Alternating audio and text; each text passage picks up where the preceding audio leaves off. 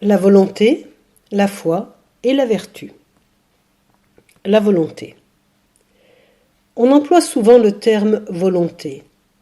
La volonté est définie par le dictionnaire Le Petit Robert comme la disposition mentale ou l'acte de la personne qui veut, qui désire arriver à un résultat dans un domaine déterminé. D'un point de vue spirituel, nous dirons qu'elle permet la manifestation de l'expression intérieure de l'âme. La volonté, orientée dans le sens du bien, du beau, de l'amélioration, permet de faire germer la parcelle divine qui est en chacun d'entre nous et donne lieu à l'évolution du moi vers la perfection et la communion avec l'âme divine. C'est une des puissances de l'esprit. Cette évolution vers la perfection divine est possible grâce à l'amour que Dieu porte à toutes ses créatures. Dieu désire que l'homme, de par sa propre volonté, puisse se rapprocher de lui et jouir des plus hautes félicités. La volonté et l'amour, ainsi intimement liés, vont de pair pour l'accomplissement du plan divin vers la voie du progrès. Les âmes créées par Dieu, contenant le germe ou principe divin, à leur tour seront des foyers d'amour qui se développeront tout au long de leur évolution.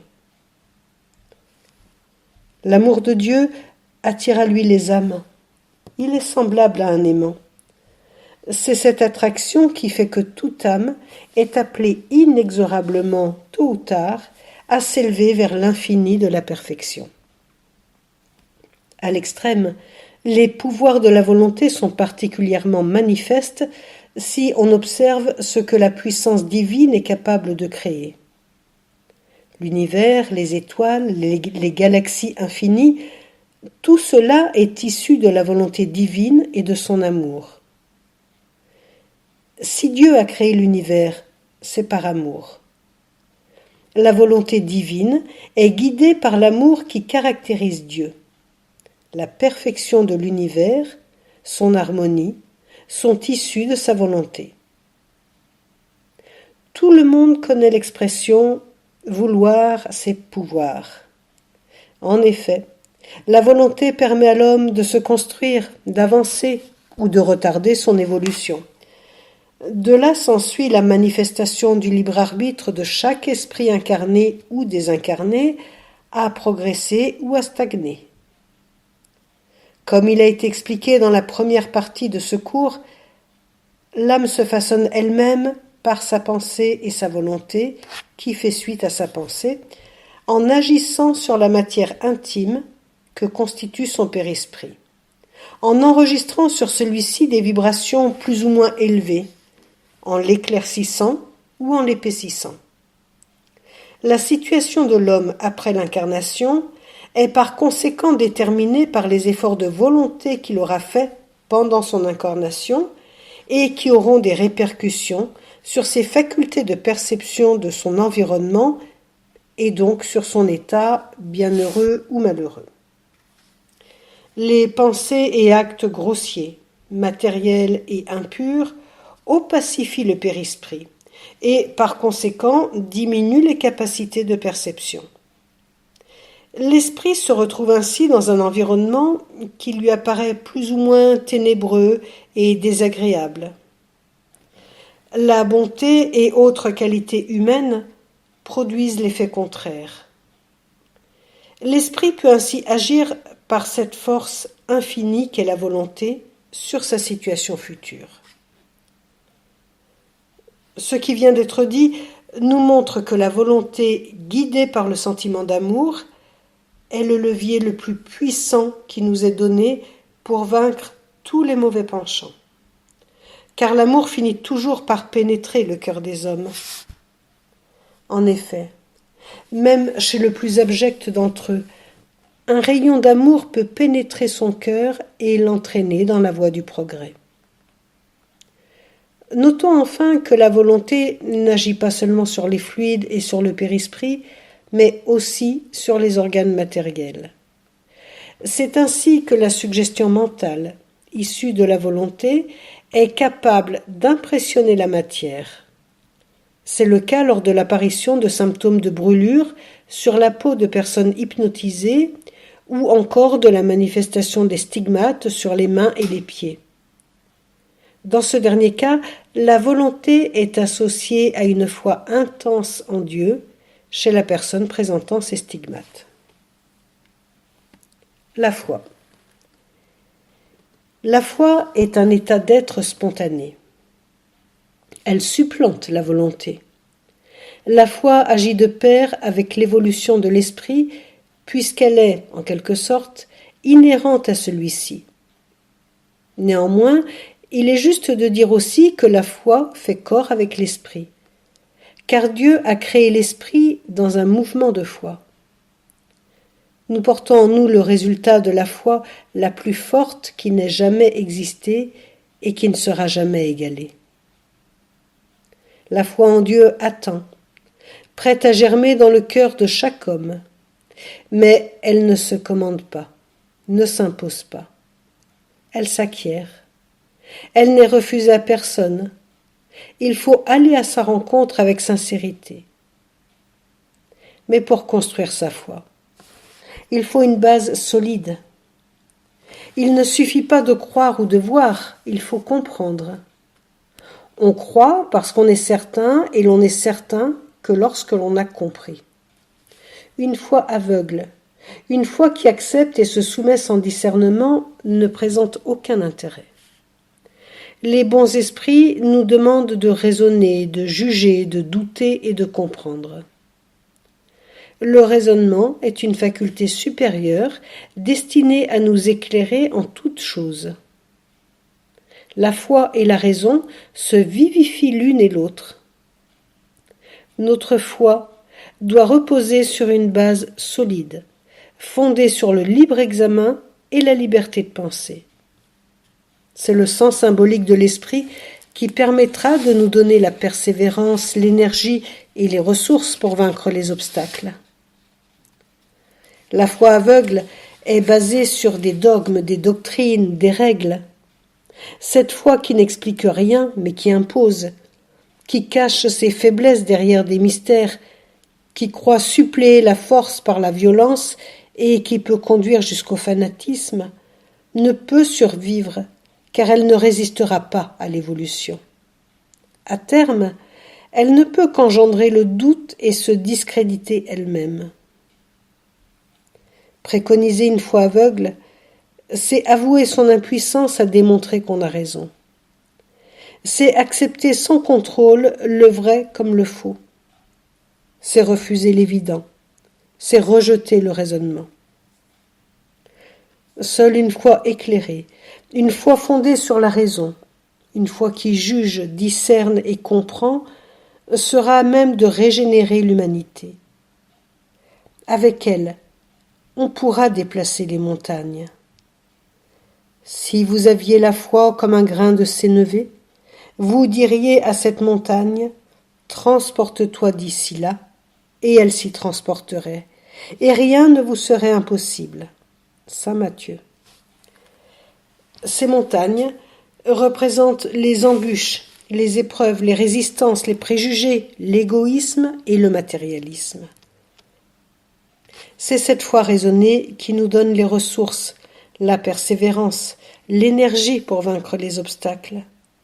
Cette foi sincère et vraie est toujours empreinte de calme, de patience et de sérénité, car elle est certaine d'arriver à son but.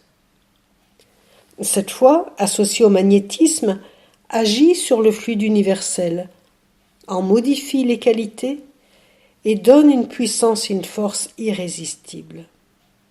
C'est ainsi, par exemple, que celui qui possède une grande puissance fluidique, associée à une volonté orientée vers le bien, est capable des phénomènes étranges de guérison, conséquence de la loi naturelle et universelle. La foi se doit d'être active.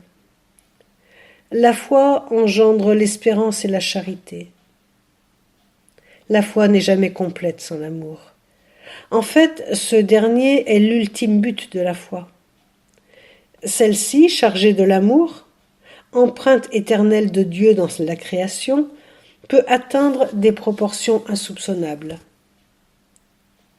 L'univers permet de comprendre ce qu'est une foi exercée avec amour. Dieu a dirigé sa foi par l'atout premier de sa divinité, l'amour. Notons que la foi est communicative. Elle sait trouver les mots qui vont à l'âme. C'est pourquoi il faut prêcher par l'exemple de notre foi, dans notre vie de chaque jour. À tout instant, elle doit briller, resplendir, réchauffer comme un brasier d'amour et de joie. Elle doit être le témoin de notre certitude, de la continuité de la vraie vie, de l'immortalité de l'âme, de la pérennité des liens qui ont uni, ici-bas, tous ceux qui se sont aimés. En conclusion, nous dirons que la foi est la base de la régénération et le moteur de notre évolution spirituelle. Malgré ceci, la foi peut être éloignée facultativement de l'amour et utilisée dans un but malveillant. Dans ces conditions, la manœuvre de l'esprit, bien qu'aboutissant, ne sera pas concluante et créera une faille dans le tissu de l'existence qui ne sera rebouchée que par son auteur. L'action de l'homme engendrée par la foi mal employée a toujours pour conséquence l'expiation. Lorsque l'humanité sera régénérée, le vice fera place à la vertu. La vertu. Il est difficile d'évoquer la vertu sans mesurer l'écart qui la sépare du vice. La première naît quand le second est vaincu. La vertu caractérise l'homme de bien. Il est bon, charitable, laborieux, sobre et modeste. Cette dernière qualité est fondamentale, car celui qui fait parade de sa vertu n'est pas vertueux, puisqu'il lui manque la qualité principale, la modestie, et qu'il a le vice le plus contraire, l'orgueil. Il y a incompatibilité entre la vertu et l'orgueil, ou plutôt annihilation de l'un par l'autre. Mieux vaut moins de vertu avec la modestie que beaucoup de vertu avec l'orgueil, car c'est par l'orgueil que les humanités successives se sont perdues et que c'est par humilité qu'elles doivent se racheter un jour. Tous les vices sont imprégnés d'égoïsme et d'orgueil, qui sont la négation même de la charité. Si le degré de perfection se mesure par l'étendue de l'amour que l'on porte à son prochain et, poussé à son paroxysme, à son ennemi, le signe de l'imperfection reste celui de l'intérêt personnel, de l'attachement aux choses matérielles. Comment lutter? Comment s'améliorer? Comment progresser? La clé est en nous. Il suffit d'ouvrir la porte de notre conscience et de laisser entrer la lumière pour que nous puissions nous regarder de l'intérieur, sans compassion, afin de nous connaître nous-mêmes. De faire chaque soir le bilan de notre journée et de demander à Dieu et à notre guide de nous conduire et de nous donner la force de nous perfectionner.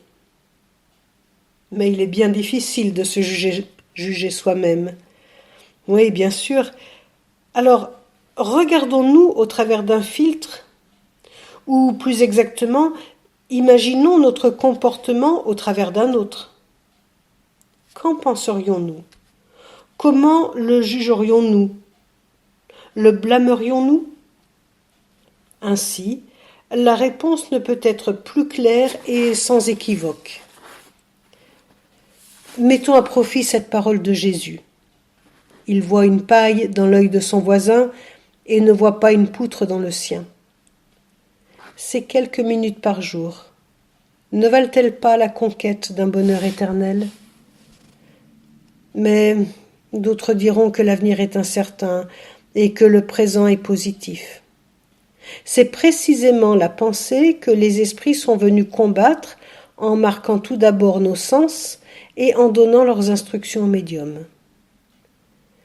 Cette loi morale que les esprits viennent enseigner n'est plus le fait d'un homme ou d'un groupe d'apôtres. Elle ne peut être dénaturée car proclamée en tout lieu par une multitude d'esprits venus conformément à ce qu'avait annoncé Jésus comme étant l'esprit de vérité. Mais la morale sans les actions, c'est la semence sans le travail. Pour acquérir cette morale universelle, empreinte de sagesse et de vertu, de nombreuses existences seront nécessaires. La compréhension, la possession de cette loi morale sont indispensables à l'évolution de l'âme. La passion peut nous aider à progresser. C'est un puissant levier quand il est utilisé à bon escient, mais il faudra le maîtriser. La passion, cet excès joint à la volonté, est comme un cheval, utile quand il est dompté et dangereux quand il reste sauvage. Si nous appliquons cette hygiène de l'âme dans nos actes quotidiens, nous parviendrons à maintenir nos forces spirituelles en équilibre et en harmonie. N'oublions pas pour autant de prendre soin de notre corps, car c'est en lui que notre âme est enfermée. Pour que cette prisonnière puisse s'ébattre et travailler, le corps doit être sain. C'est alors que nous pourrons plier notre esprit pour le rendre docile à la volonté de Dieu et devenir vertueux. Pour en savoir plus, le problème de l'être et de la destinée de Léon Denis, 3e partie, chapitre 20, la volonté. Le problème de l'être et de la destinée de Léon Denis, 3e partie, chapitre 24, la discipline de la pensée et la réforme du caractère. Le problème de l'être et de la destinée de Léon Denis, 3e partie, chapitre 25, l'amour.